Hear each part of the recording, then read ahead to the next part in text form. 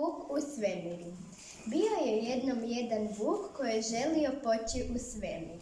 Spakirao je hranu i piće i obukao se u odijelo. Raketa je poletjela, a vuk dok je letio u raketi vidio je razne planete i razgledavao svemir. Kada je vuk došao u svemir, osjećao se toliko dobro da je htio nešto pojesti. Izvukao je kobasice i mlijeko. No jao, desilo se nešto začuđujuće. Kobasice i mlijeko poletjelo je.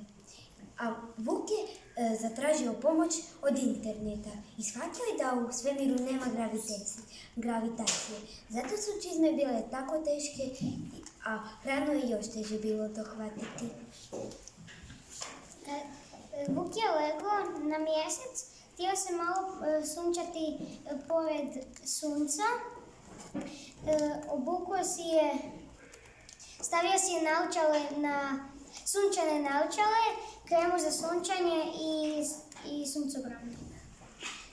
Kada je vuk sletio na mjesec, privukao ga je miris i kopao je najveću rupu koju je pronašao i kopao sve dok nije vidio nešto bijelo. I nastavio je kopati sve dok nije iskopao dovoljno prostora da vidi da je to kost. Vuk se začudio kako može biti kost na mjesecu. Uzeo je usta i razmislio. Možda je to neki vuk prije mene zakopao. Tko zna? Svemir je jako tajnovit.